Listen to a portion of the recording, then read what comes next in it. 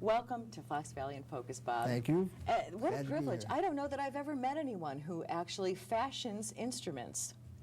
Well, we're always working, and we're not outside meeting people like we should. How do you choose a profession like this? How did you happen to become a violin maker? And there is an official word for that. Well, in several languages there are, always official. Some countries have more professional. But you studied in Italy, and what is it called in Italian? Lutteria. A lutteria. Okay. Lutteria. How did you happen upon lutaio. How did you happen upon a profession as a lutaio? Well, I was always interested in musical instruments. I've always played music. My family was musical, and playing the bass. Had an accident, and I went to my local repairman and saw what he did to my bass, and I asked him if I could hang out in his shop, and I did, and that was my first apprenticeship. It was lasted 3 years here in Chicago, and I swept floors and read books and made tea for the man. He was from England, and he was very open to me being there. So how did you get from Chicago to Italy? Well, after that apprenticeship, I went into the music business, and I played professionally for 10 years or so. And I always was interested in making instruments, and I started writing letters. And the school in Cremona responded, and I sold what I had, which wasn't very much, and I jumped on an airplane and had $100 to spend, and I ended up in Italy. And you went to start a new life. I went to school, learned everything at the bench, the language, the whole 9 yards right there at the bench. The first year or so, I didn't speak very much, but I learned it. And how long did you stay in Italy? 4 years. I graduated in '72. How long does it take to become a master? Another 10 years. Okay. Another 10 years, yeah. At least. I'm still learning. I'm still learning about it. I still study it.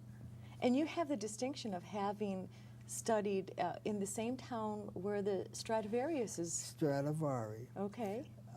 If I went to a school that was founded in memory of Stradivari in 1734, was his death.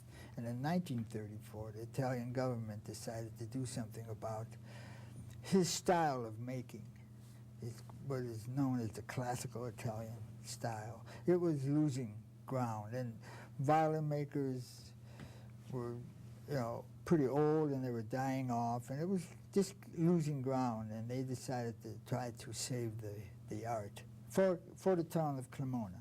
What is it about the Stradivari method that makes it so different? I mean, we hear about the Stradivarius and its importance as an instrument, but what is it about that technique that makes it so distinctive? Well, he was just an extraordinary craftsman. He did things almost perfectly. And the secrets of Stradivari are not so much in what he did in his forms, but the materials that he had then, which were unpolluted. A lot of the materials he used were organic. I still use radish roots and what we know as teramic today, which is a food coloring. We use things like that. And are those things that are part of the finish or They're the part coloration of the finish, but those are where the secrets lie.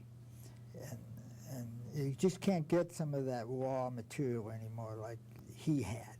And the wood, of course. What kind of wood do you use in violin well, making?